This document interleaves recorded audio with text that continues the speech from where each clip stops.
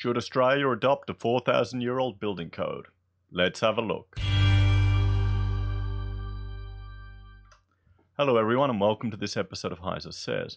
A few days ago, Murad left a comment referring to the original Builders Code from the Code of Laws by Hammurabi.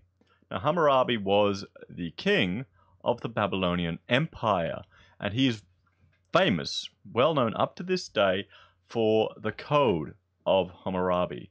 And this depicts, this relief shows him receiving essentially the codes passed down from Shamash, one of the gods, the god of justice. We have a look here. This is the stele where the code was written, provided in a public place, and the code was written here in cuneiform in Akkadian. We'll have a look. I've zoomed in on it here. It's pretty cool. And honestly, I thought I'd just look at these laws because they're much stricter than we have today, and I thought it'll be a bit of fun, a bit different. But just think about this. This was written in the common language. You know, this stele was in a public place. It was freely available for every person to read, everyone who was literate. Now today, I made a video before about Australian standards not being free and the fact that they're actually part of our building code because they're referenced in the Building Code of Australia. That makes them a mandatory requirement, and you have to pay to get access to them. And I'll put a card link to that video right now and have a look at that. So 4,000 years ago, the Babylonian Empire ensured that the public could have access to their code of laws, and now in Australia we haven't even caught up to that level. We really haven't. Now I'm just going to read through the codes that relate, or the laws that relate to builders, just for reference, and let me know in the comments if you think we should apply these to Australia. There's several other laws. It goes through detail and different things, and it was one of the first really legal codes that allowed for restrictions on retribution, but it was a lot harsher, and you'll see then what we have today. So if a builder has built a house for a man and has completed it, he shall give him as his fee 2 shekels of silver per sar of house. Okay, so this is a fee scale for the builders. They've got a fee. Here in Australia, as architects, we lost our fee scale. And the fee scale was in place to ensure that you get adequate fees, or you could charge adequate fees to do the job properly. And now you see, yesterday I looked at the lacrosse example where the architect was having all these responsibilities put onto him. And sometimes you don't have time to do it. But a sar is, I think I calculated that to be 6 meters. So, sorry, it was 6 by 6, so about 36 meters roughly in area. So that's how they measured it. So, and 2 shekels is a weight. So, not bad for some silver. If a builder has built a house for a man and has not made strong his work, and the house he built has fallen, and he has caused the death of the owner of the building, the builder shall be put to death. Okay, so if the builder builds a house and falls over, they're liable. They'll be put to death if they kill someone. That's harsh, but fair. Harsh but fair. If you kill someone because of your negligence, maybe we need to look at that. Fortunately, no one died in lacrosse. We're very lucky that no one did. If you go through the history of disasters with regard to fire in buildings, it's usually a disaster where lots of people die. Like fire escapes in buildings were never mandatory, or they were locked, and to keep the workers working so they could have pilfer stuff. And often you'd have a fire start in like a factory, and all of the women who were working in the factory would all die because they couldn't get out because they'd barred the fire escapes, and then legislation changed after a horrific event.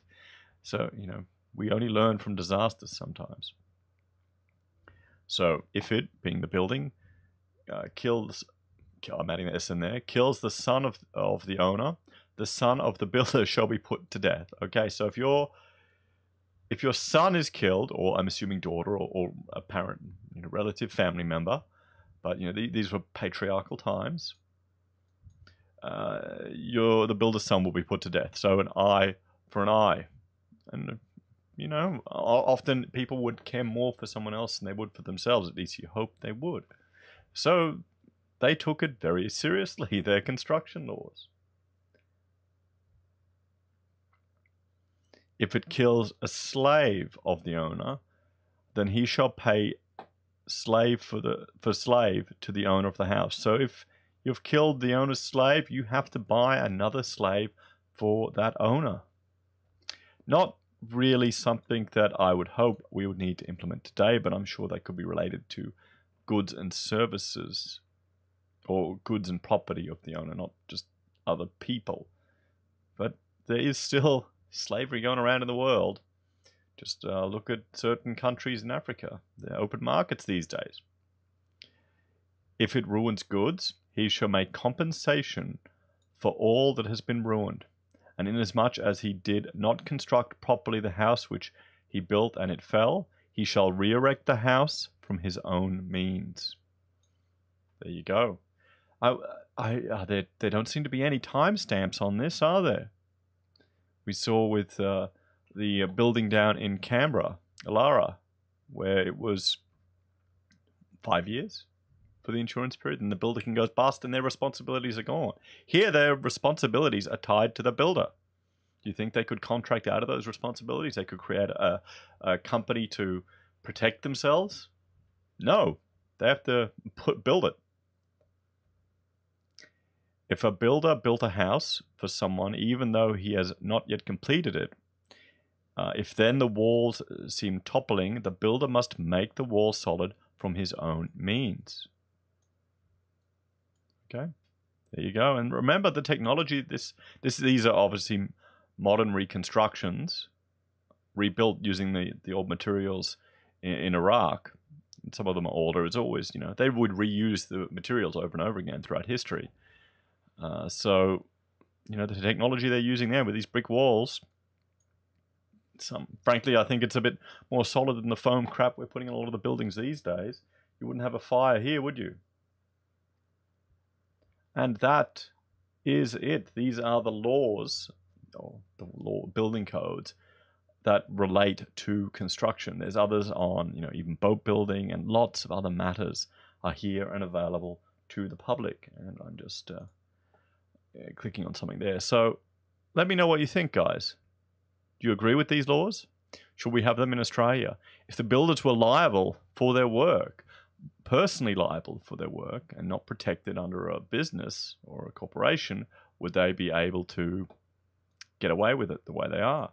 Would they be able to shift responsibility as they are? Would I still want to be an architect if I could be put to death?